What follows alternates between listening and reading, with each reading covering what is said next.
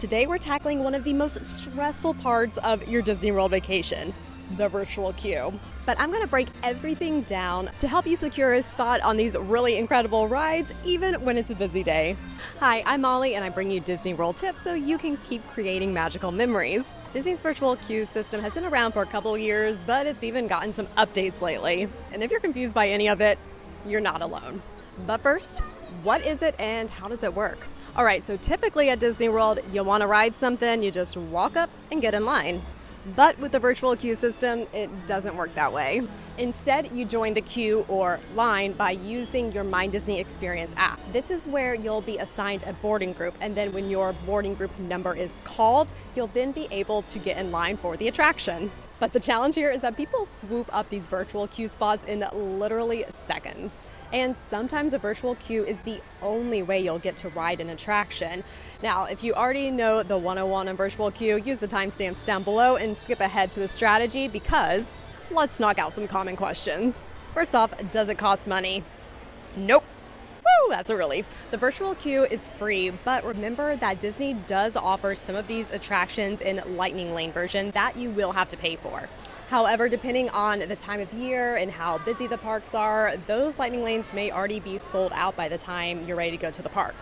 So why is there even a virtual queue? Well, Disney's been using a virtual queue since 2019 with the release of Rise of the Resistance, with the introduction of Rise of the Resistance. The goal of virtual queues is to help maintain crowd levels at really popular attractions, especially when they first debut.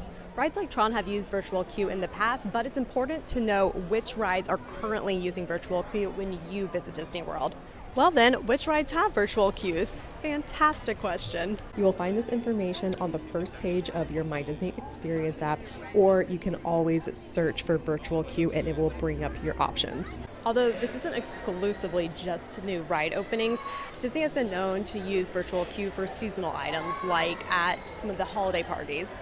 Can you have more than one virtual queue? Yes, but with a very specific stipulation. You can only hold one virtual queue at a time, meaning you have to have already had your boarding group called, tapped into the ride, and be in line before you're able to even be eligible for another virtual queue. You can only get the standard regular park hour virtual queues once per ride, so no floating down the Bayou twice in a day. To clarify, you can't have more than one virtual queue at a time for an attraction, but if you have a virtual queue for something like a meet and greet, then you can have two going. There is an exception, however, but this is why knowing when the virtual queues open up is so important, because the virtual queues are not just an all-day thing where you just pop in whenever there's availability. They only open up at certain times each day. Those crucial times are at 7 a.m. each day. You can join the virtual queue from anywhere. Anyone can join as long as you have a valid park ticket. Although some park tickets do require that you also have a park reservation, but if you have a date-paced park ticket, which is most likely what you'll have unless you have an annual pass, you don't have to worry about park reservations anymore. So if your ticket does require a park reservation, unless you have one of those as well as a valid ticket, you won't be able to join the queue. And the My Disney Experience app will make it very clear if you are ineligible to join the virtual queue. So you can try for either attraction at 7 a.m. But don't worry if you don't get the attraction you want. Virtual queue opens another time, so you have another opportunity.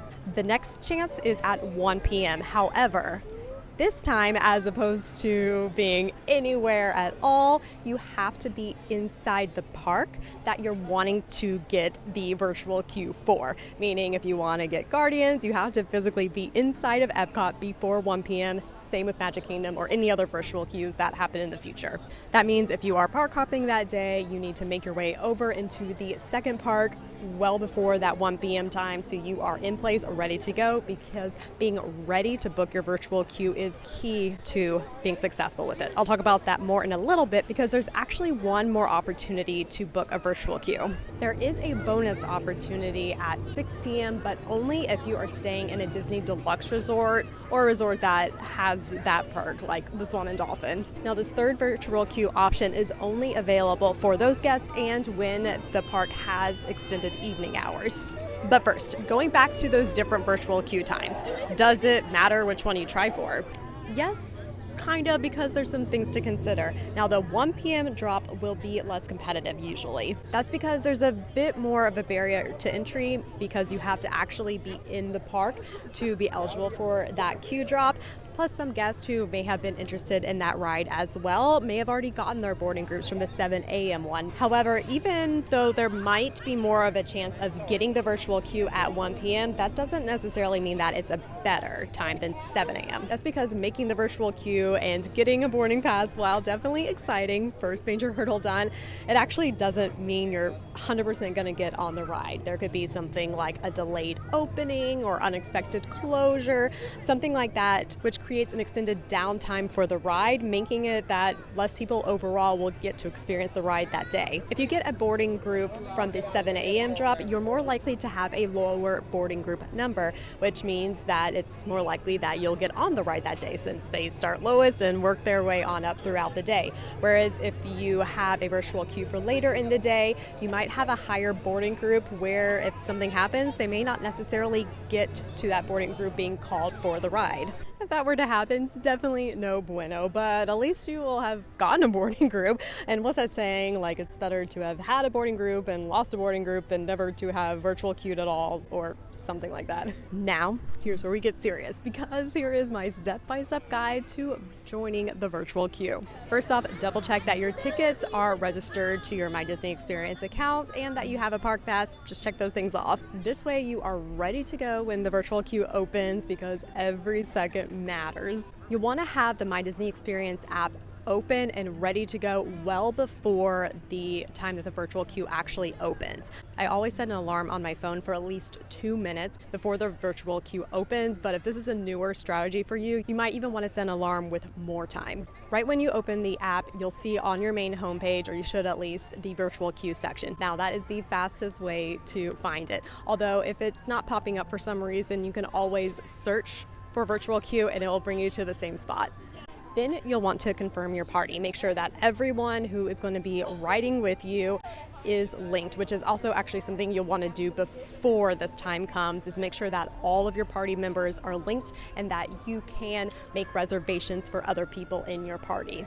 Now for the good stuff. The absolute best way I've found to join the virtual queue is to start about a minute before the virtual queue opens, tapping the refresh button. Just start rapidly hitting that refresh button. That way, as soon as the queue opens, your finger's already in the exact spot it needs to be to press join the queue.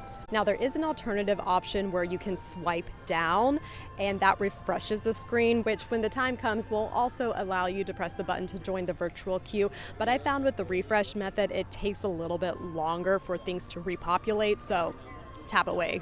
To make sure that you can hit that join the queue button as soon as it becomes available, you're gonna wanna have a strong connection. So should you use Wi-Fi or your phone's data? I'm usually a data fan, but it really depends on which one is faster for you. If you're at home, Airbnb, resort, it might make sense to log on to the Wi-Fi for this, especially in the morning. If you're inside the park, it may make more sense to use your cellular data since there will be more people on the Wi-Fi there. You can check to see the internet speed that you're dealing with by using third-party apps to see how things are looking and help you make that decision. For joining the queue, I always use that refresh method that I just showed, and I've gone in many virtual queues, but I did want to make you aware that there is another option, and that is the world clock option. So you'll need another phone for this one, but you will have someone else with a world clock or very precise clock, because you want to be able to see as soon down to the nanosecond, as soon as the queue opens, 7 a.m. or 1 p.m., you want to then tap join queue. All right, so you've got your boarding group secure. You are now master of the virtual queue system. What happens next? Once you've secured your boarding group, you'll get a pop-up notification in the My Disney Experience app when your boarding group has been called. That's what you're waiting for, is to see when your specific numbered boarding group will be called back to wait in line. Also, helpful to have notifications enabled for the My Disney Experience app for this reason. You can also look in the app itself, usually on your homepage, to see which boarding groups are currently being called, so you can kind of see where they're at in the process, as well as Disney provides an estimated return time. This is, of course, just an estimate, but it can kind of help you gauge your day. Then once your boarding group is called, you'll have 1 hour to return back to the attraction and tap in. The boarding groups are normally called within a section of like 10 at a time, so it's not just like 1, 2, 3. And then once your number is called, you'll be then, well, getting in line. Now, the virtual queue isn't a skip the line experience. If you have a lightning lane, a little bit of a different story, but for virtual queue, just means it's time to get in a line like normal. So I've usually waited like 30 to 45 minutes. So factor in some actual wait time for the attraction as you're planning your day too. That's why you'll actually often see people waiting around the entrance of attraction when their boarding group is getting close. That way they can get on the ride as soon as possible. Now, it can be kind of hectic if you get that notification and say you're on the other side of the park and World Showcase. Don't worry, there's usually about a 15-minute grace period after the hour's up where they'll usually still let you tap in. Again, always subject to crowd levels and kind of what's going on, but usually that's the case. Ultimately, once your number's called, you tap in, you get in line, you ride, and have a great rest of your day. So whether you're tackling Tiana's, Guardians of the Galaxy, or who knows, whatever the next thing is that Disney rolls out, these tips will help you maximize your day at the park. However, you really need to watch this video to make sure you're getting the most out of your Disney day. As always, I'm Molly, and I'll meet you on Main Street.